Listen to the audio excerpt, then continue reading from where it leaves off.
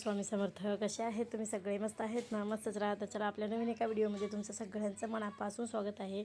हा video complete 1 महिना झाला असेल तेव्हाचा व्हिडिओ आहे आणि माझ्याकडून कसा विसरला टाकायचा माहीत नाही. मी एडिट पण करून ठेवला होता पण विसरून राहिला माझ्याकडून टाकायचा. आज एक माझे लक्ष गेलं, म्हणलं अरे गडी हा व्हिडिओ कसं काय आपण टाकला नाही. आणि एडिट वगैरे करून सगळं बोलून वगैरे ठेवला होता मी व्यवस्थित असा, पण तरी माझ्या लक्षात आलं नाही टाकायचं. मला वाटलं की मी टाकलं आहे का काय व्हिडिओ असं वाटलं.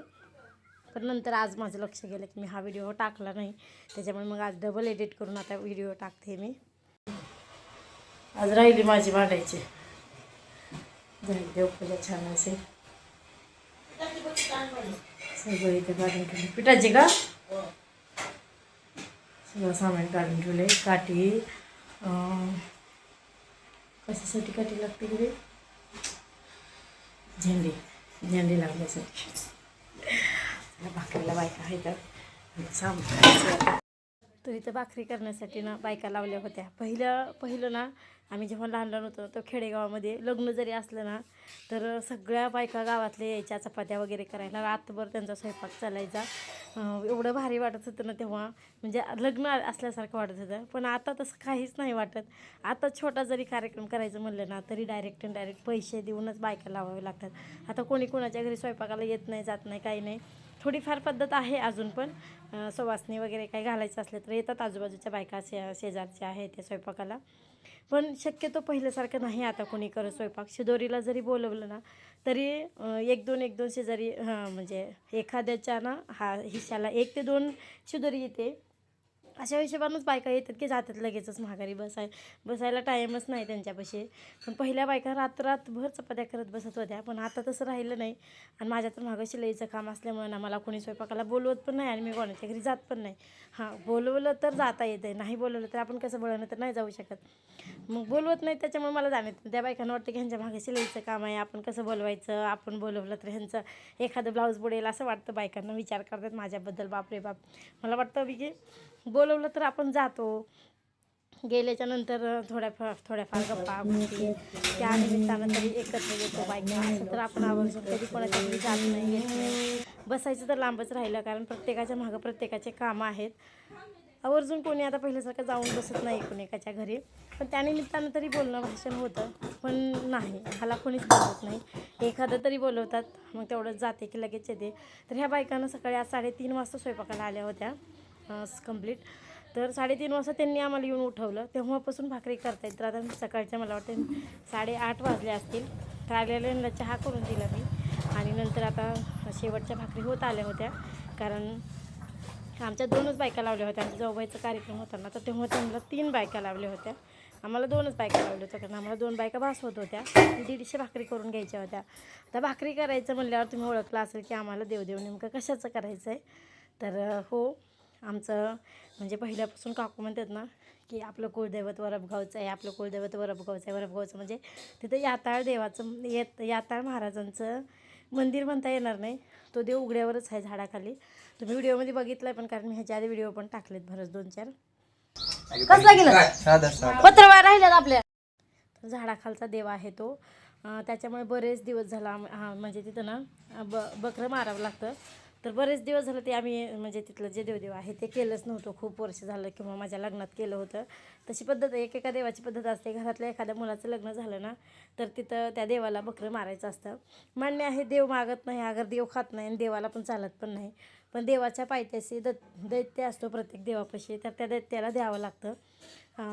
देवानं म्हणजे दैत्यानं देवाकडून तसंच वरदान मागून घेतलेलं असतं की जेव्हा पण तुम्हाला नैवेद्य नारळ कोणी करायला येईल तर तेव्हा माझ्यासाठी तुम्ही मागायचं. तर त्याच्यामुळे मग देव आपल्याला मागत असतो, ते आपल्याला द्यावं लागतं. देवासाठी नैवेद्य वेगळा आणि दैत्यासाठी नैवेद्य वेगळा. प्रत्येक देवीच्या ठिकाणी पण तसंच असतं. देवीच्या पायथ्याशी पण दैत्य असतो, तर त्या दैत्यालाच आपल्याला द्यावं लागतं जीवदान. तर त्याच्यामुळे इथं आम्ही सहकुशीनं म्हणून केलं होतं. नवस वगैरे असं काही नव्हता. खूप वर्ष झालं केलं नव्हतं, म्हणून सहकुशीनं आम्ही करायचं होतं म्हणजे करायला चालू होतं. पण हा व्हिडिओ कसं काय मी विसरले, माझ्याच लक्षात नाही मी कसं काय टाकला नाही व्हिडिओ. तर आता आम्ही आलो देवाच्या ठिकाणी. तर सकाळी लवकर यायचं होतं तरी पण उशीर झाला आम्हाला. 9 वाजता आम्ही घरून निघालो होतो.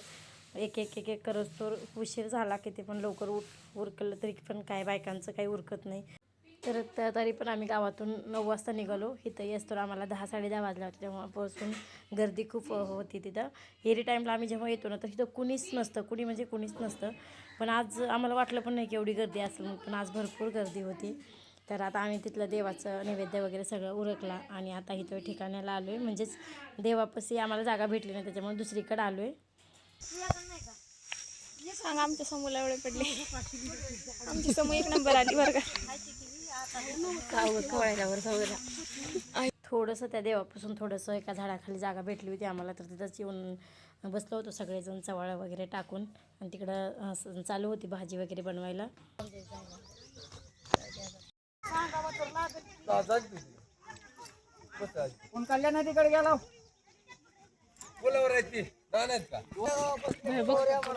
किती फजिती झाली रे बाबा थोड्या वेळाच्या पावसासाठी. सगळं उन्हाला वाळू घातलं इथं. आमची मरणाची फजिती झाली उन्हामुळं. आता ऊन किती तापायला, आता पाऊस येऊन म्हणजे झालं.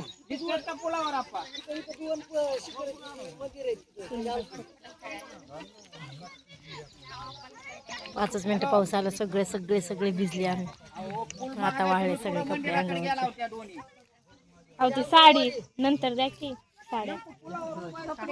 कुणाचा मोबाईल आहे?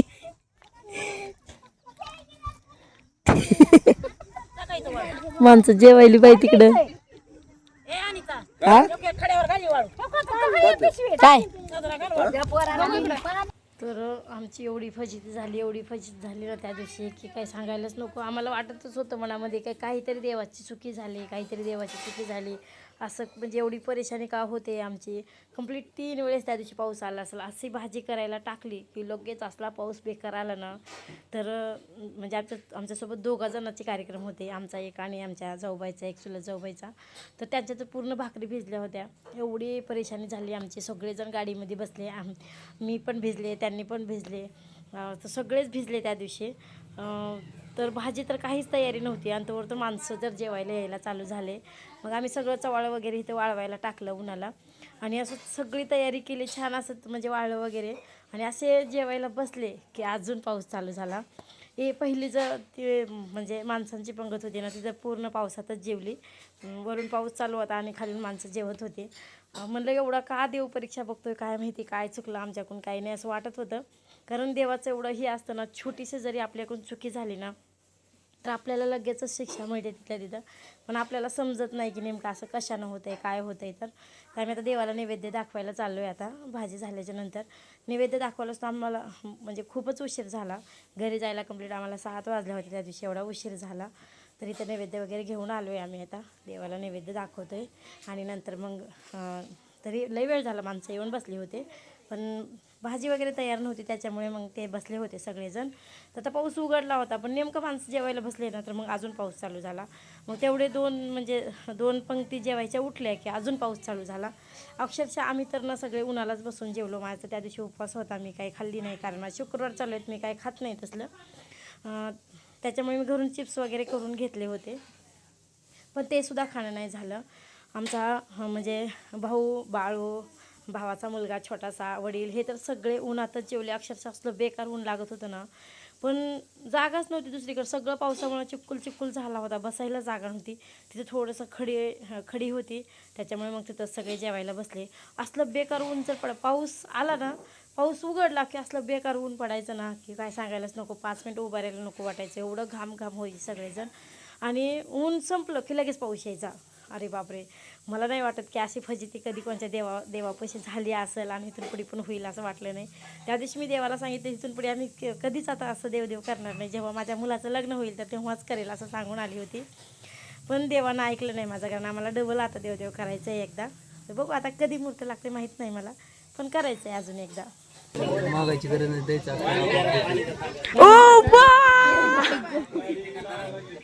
देवाला आपण सांगायचं, त्याला सांगितलं ना कसं करणार बाळू. देवाला सांगायचं असते मला ही पाहिजे ती पाहिजे. तर बघताय ना आमची फजिती. चिखलावरून तुम्हाला समजलं असेल की आमची किती फजिती झाली असेल त्या दिवशी. तर इथे बघा सगळे उन्हाला बसून जेवतायत. तर असं चला आता व्हिडिओचा एंड करते. छोटासाच व्हिडिओ होता तर तोपर्यंत बाय.